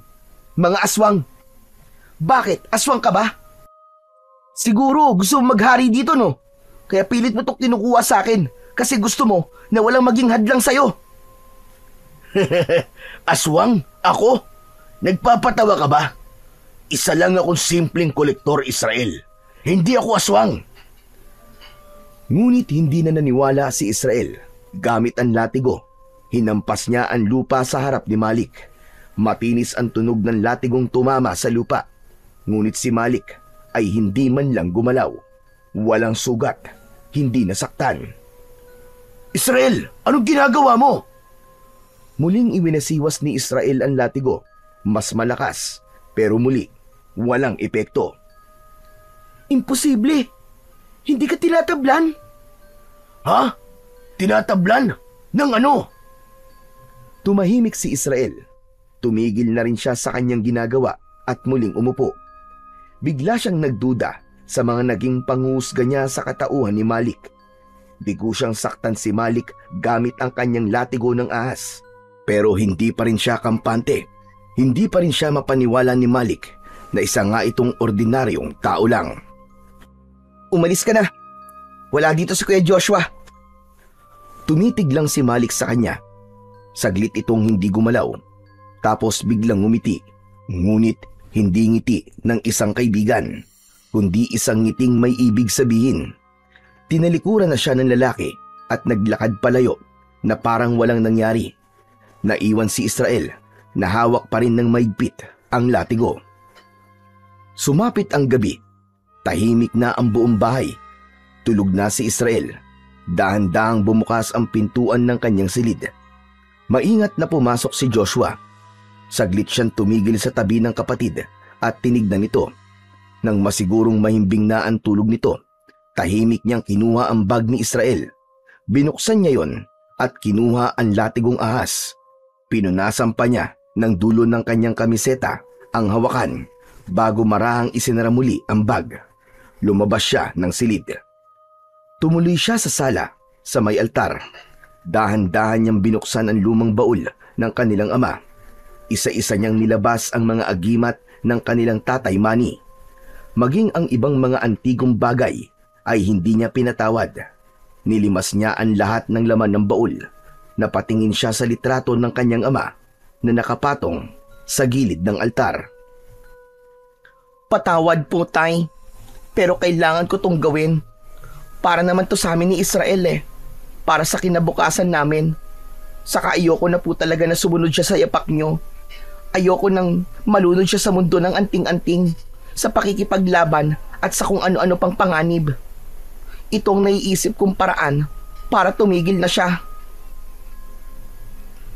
Isinilid niya sa isang bag ang lahat ng nakuha niyang agimat, pati na ang latigo ng ahas. Saka siya lumabas ng bahay kung saan naghihintay sa kanya si Malik. Nilapitan siya ni Joshua at iniabot ang bag. Tinanggap ito ng lalaki. Binuksan at sinilip ang laman. Tumango siya at napangiti, tila nakontento sa kanyang nakita. Salamat ah. O eto, kunin mo na tong bayad ko. Binuksan ni Malik ang dala niyang bag at ipinasilip kay Joshua ang bungkus ng pera. 300,000 piso yan para sa lahat ng ito. Salamat, Malik ah. Akin na. Nang iaabot na ni Malik ang bag, biglang nakita ni Joshua na parang nag-iba ang mga mata ng lalaki. Ilang saglit lang ay tumambad sa kanyang harapan ang tunay na anyo ng kaharap. Isa itong malaasong nilalang na may katawan ng tao. Matigas at matipuno. Balot ito ng maitim at makapal na balahibo. Meron din itong matutulis at mahahabang mga kuko. Ang ulo nito, meron siyang mahabang nguso na punong-puno ng matatalim na pangil at tila may kakayahang bumuka ng malaki. May maliit itong sungay sa noo at ang kanyang mga mata nanlilisik at pulang-pula. Umaalingasaw din ang amoy ng tila nabubulok na karne sa hangin. At ang boses nito nagbago, parang bumaba, namaos, parang galing sa hukay. Hindi maaari ito! Aswang ka! Tama nga si Israel! Aswang ka nga! Hindi mo alam kung anong halaga ng mga to sa akin. Salamat, Joshua. Tinulungan mo kong makuha ang mga to. Ngayon, wala nang makakapigil sa akin. Akin na ang buong baryo nyo. Napaatras si Joshua dahil sa takot. Dahan-dahan namang lumalapit sa kanya ang aswang. Tumigil ka! Anong gagawin mo? Wag! Wag kang lalapit! Nagugutom ako. Kailangan kong kumain. Wag! Sinugod ni Malik si Joshua, pero bago pa ito tuluyang makalapit, biglang sumulpot sa harap ni Joshua si Israel. Agad nitong itinulak ang halimaw palayo. Hayop ka! Layuan mo ang kuya ko! Tumilapon ng aswang at sumalpok sa puno. Nagulat si Joshua sa ipinakitang lakas ni Israel. Nakaposisyon ito na parang handang-handa sa pakikipagdigma. Nagulat din si Malik. Malakas ka. Paano nangyari yun? Sinasabi ko na nga ba, aswang ka! Pero bakit? Bakit hindi ka tinablan ng latigo ko kanina? Ngumisi si Malik. Lumitaw ang malapad niyang dila at kumislap ang matatalas niyang mga mata. Dahil hindi ako karaniwang aswang lang, Israel. Ako ay isang gabunan. Isa sa pinakamalakas na uri ng aswang na nabubuhay. Makapangyarihan. Mas mahusay magbat kayo. Mas tuso. Mas mapanganib. At ngayon, wala na kayong laban sa akin. Nagbabadyang sumugod si Malik. Umalulong ito ng napakalakas. Ngunit sa isang mabilis na galaw, hinugot ni Israel ang latigo ng ahas mula sa kanyang bewang. Natigilan ang aswang. Anong? Bakit nasa iyo pa rin ang latigo?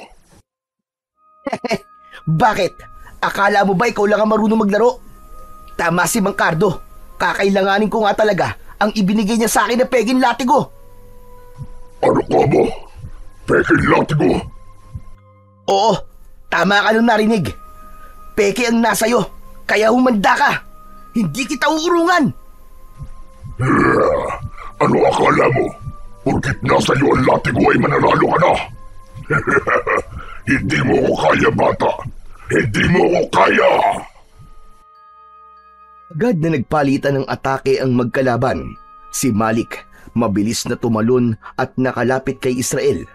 Agad niyang sinubukang kalmutin ng bata sa kanyang katawan, pero mabilis itong nakaiwas. Umikot ang katawan nito at agad na nakapwesto sa likuran ng aswang. Inihampas niya ang latigo sa mismong likod ni Malik.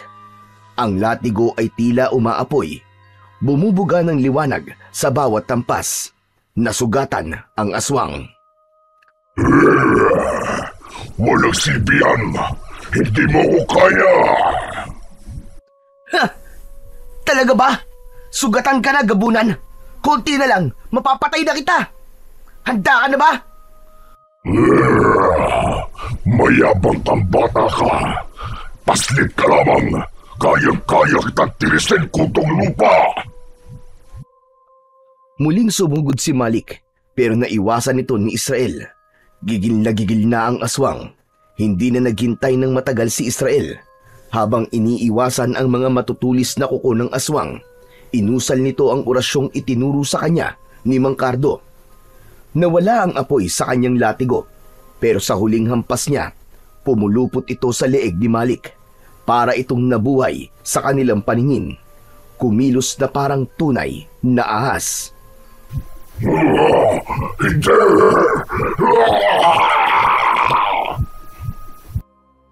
Lalong humigpit ang pagkakapulupot ng ahas. Tapos ay sumisingasing ito at inilalabas ang mahahaba nitong mga pangil.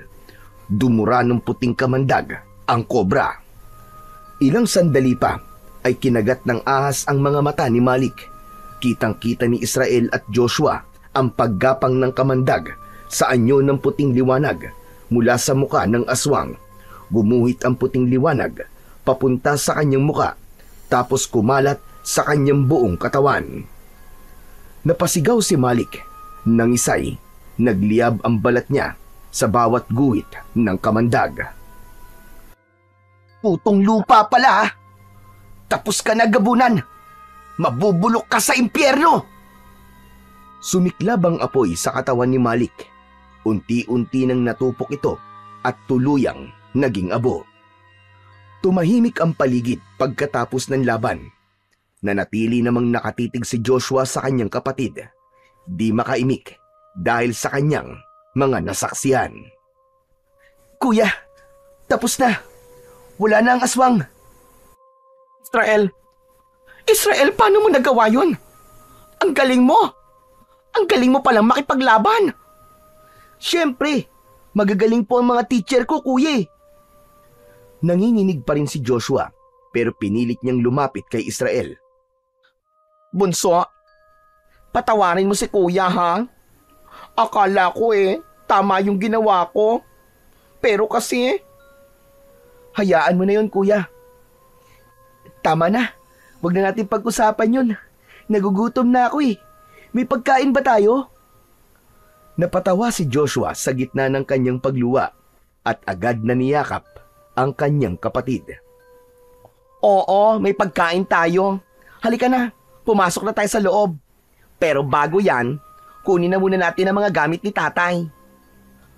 Matapos magkaayos, pinulot nila ang bag na naglalaman ng mga gamit ng kanilang ama at ang pera ni Malik. Binitbit nila ito sa loob ng kanilang bahay at maingat nilang ibinalik ang mga agimat sa baul. Kinabukasan ay nagdesisyon ang dalawa na puntahan si Mang Cardo sa bahay nito. Naabutan nilang nasa balkon ang matanda at tila may hinihintay. Hindi ito nagulat nang makita ang dalawa. Parang inaasahan na nito ang kanilang pagdating. Mang Cardo, may gusto po sana akong sabihin sa inyo. Gusto ko pong turuan niyo din po ako na maging katulad ni Israel. Gusto ko pong matuto para maipagtanggol ko rin po siya o kahit na makatulong man lang sa mga kakaharapin niyang laban. Umiling ang matanda, sabay tapik sa balikat ni Joshua. Hindi ka bagay doon, iyo. Iba ang daan mo. Hindi ka para sa latigo o sa pakikipaglaban. Pero malaki ang maiaambag mo sa ibang paraan. Itinuro sa kanya ng lalaki ang tungkol sa mga halamang gamot at kung paano gamitin ang mga ito sa pagpapagaling ng mga may sakit. Samantala isang araw, nang matapos ang leksyon ni Joshua at Mang Cardo, lumapit si Israel sa dalawa at nagtanong. Mang Cardo, bakit po pala may peking latigo?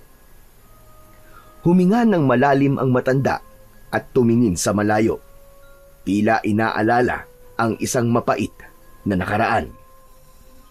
Israel, gusto mo ba talagang malaman? Pero ayokong sirain na magagandang alaala nyo sa inyong ama. Handa po akong makinig, Mang Cardo. Gusto ko pong malaman ng totoo. Sige, makinig kayo sa sasabihin ko. Ang tunay na latigong ahas ay sakin. Ipinamana sa akin ng tatay ko. Pamana mula sa aming mga ninunong antingero. Ano po? Sa inyo po talaga ang latigo, Mang Cardo? Tama ka. Alam nyo, ang tatay nyo nun, kaibigan ko talagang matalik.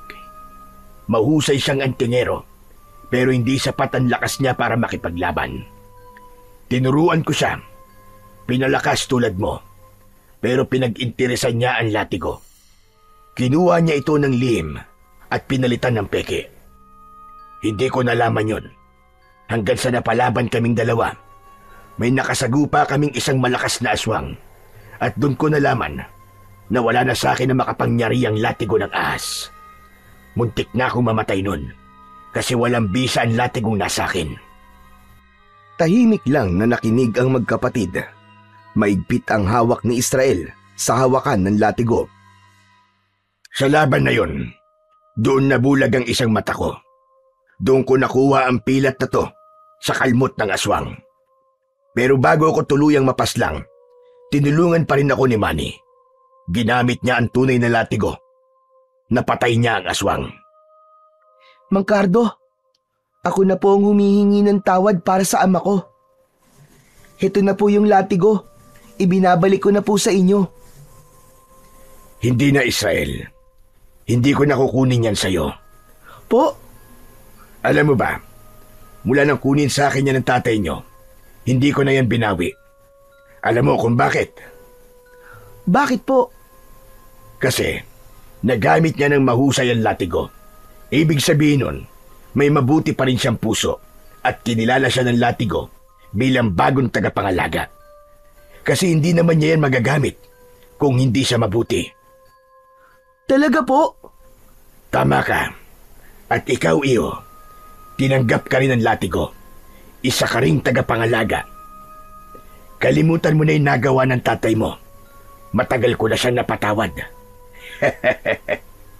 Salamat po, Mang Cardo. Pero sigurado po ba kayong ibibigay niyo na po talaga to sa akin?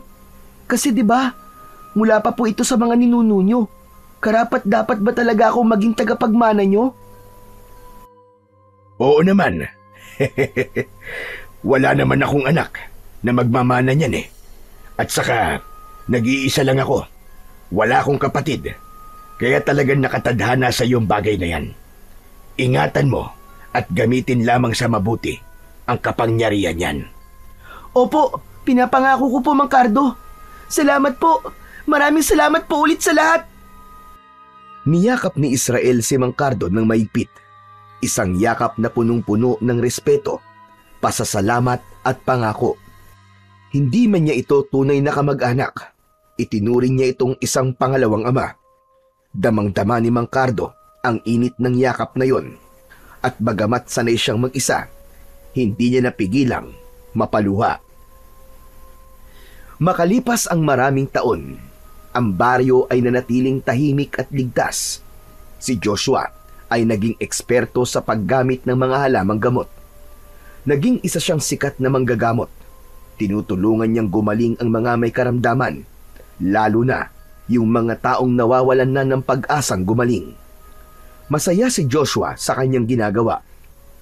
Tama si Mang Cardo, bagamat iba ang daan niya, kasing halaga din niya ang naging tungkulin ng kanyang kapatid na si Israel. At si Israel ay naging tulad ng kanyang ama. Palaging nagbabantay, palaging nagpoprotekta. Hindi niya hinahayaan na mapasok ng kung anumang masasamang nilalang ang kanilang baryo. Siya ay nakapangasawa at nagkaroon ng mga anak. Isa sa mga bata ang nagpakita ng interes sa kanyang ginagawa. Nang makita niya ito, tulad ng kanyang ama, sinanay niya ito kagad maski sa murang edad pa lamang. Hindi siya nagsayang ng oras. Inihanda niya kagad ang anak para maging sunod na tagapangalaga ng latigong ahas, napoprotekta at magiging tagapagtanggol ng mga naaapi laban sa mga kampon ng kadiliman.